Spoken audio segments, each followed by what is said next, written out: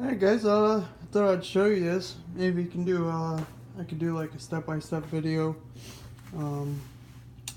This is the first step I'm taking on this. Well, actually, third step. First step was, I did my silicone. I covered the whole back in silicone. It's all black, so it's all covered. Then I did my spray foam in wood. I put the spray foam in wood in. Now I'm on to the Drylok. So what I do with the Drylok is I like to do one quick light coat. Nothing thick. I'm not trying to like fill any holes or anything like that. You don't want to go thick at all. I might even do a second one, just the white, and then maybe I'll start to add color. This is just to kind of slowly build a coat, like a barrier, to kind of fill in any of those small little divots or anything like that. You're still going to have your big ones showing, but eventually they will fill in after coat after coat. But you want to give it as much time as you can to let it dry in between coats. So if you don't think it's ready, don't do it. If there's any question that it's not going to be ready, don't add another coat. Because if you keep adding layers to this and even just pouring it in, you don't want to do that either. Because you're going to get spots where it fills into these holes and it's never going to dry in there. And you're going to end up having to cut a hole in it and find where it's not drying. You have to keep spraying it down and see where it's not drying. You'll see it start running out of those spots.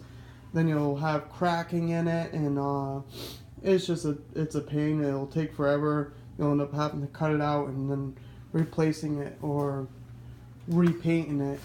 Or like one of my tanks, I did that. I kept pouring it in. You can see in one of my previous videos, I was pouring it in to like a spot, and then I was spreading it out.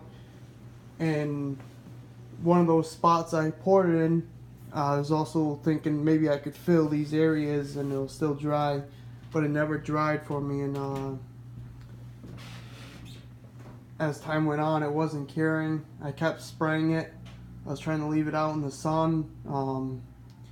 It even like tinged my hinges for my doors. The 2-part epoxy, it tinged it like a yellow color. It wasn't clear anymore, and it was just hard. So I ended up having to find the spot. I could see where it was kind of like the water was running out, and where it was wet, and that's where I kind of got lucky and I cut it out. And I finally got it to dry and couldn't smell it anymore. The odor on it is not too strong. It just smells like fresh paint, maybe a little less. But I like just doing a quick coat, maybe two, just the Drylok, and then I'll start to add my color for it. But if you want, it's up to you. You can add color, maybe make it black instead of white. I don't care because I'm going to be fully covering this over. You can use a smaller brush to get around the wood a little better. I don't really mind too much because I can just take a little razor blade, like I got it here. I can shave that down just very slightly in certain areas around like the bottom. I'll end up just painting with whatever color I want. Maybe a color that's close to the wood color. You're basically going to mix your own colors with it. Here's the colors. I got, it's a red. This one's the tan. Right here. If I can get it open for you. I ended up getting a new box of the black one. I threw away the tan box, but yeah, here's the tan color. And here's the black. But kind of comes out as like a, it says charcoal on it, but yeah. So you mix those, you can make whatever basic color you pretty much want. I did two of them in like a gray color.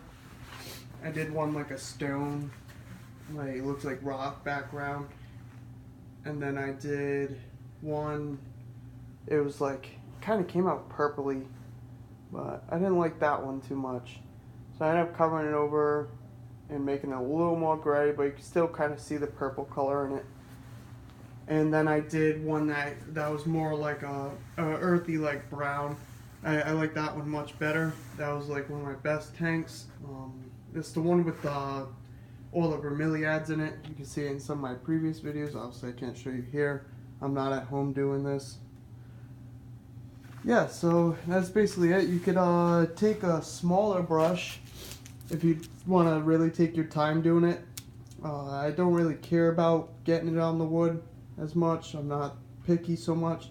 I plan on having plants covering most of all this, so you could take a smaller brush and you can work around the edges of this very slowly and then go in and fill in the bigger spots with the big brush. But you can tell how bad I ruined the brush, because basically what I was doing with it, I can show you right now, is I was just getting a little bit on the end of the brush and then I was just pushing it in and then wiping it.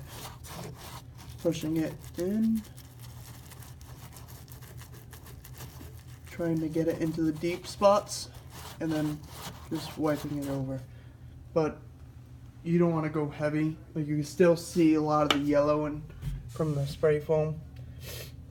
Don't want to go heavy at all, because I already said it. It's gonna pile up there and it's not gonna cure right. It's, you know. So just do thin coats. That way you're leaving holes open for it. The air will get underneath and be able to clean it out. You can put a fan on it if you want. Maybe it'll help speed up the process a little bit if you're impatient like I am. But I'm gonna forget about it for a few days. I'll come back in like 2-3 days. I'll check on it. If it's good, I'll probably end up doing another coat of just the white, and then I'll start adding my colors. I also, for this tank, I picked up some black spray paint. So like metal, plastic, covers all wood. But I'm thinking about maybe painting the edging on this one. I might not. It's not that big of a deal because it's black on the front. And that's all you're pretty much going to see. So, yeah, that's about it for this. I still have this tank down here. It still has plants in here. And I'll probably be removing the soil and stuff. It's all brand new. So I'm going to use it for this tank. I feel like that makes sense. Like, why waste it? It's brand new. It probably still has plenty of microfauna in it. Last time I looked, there were still springtails and isopods in there. It's kind of cold down here, so maybe the isopods might have died off. I don't think the springtails would have, because they're a temperate species, and one was the pink springtails, the tropical pink, so those might be dead, but the temperate springtails should be still alive in there.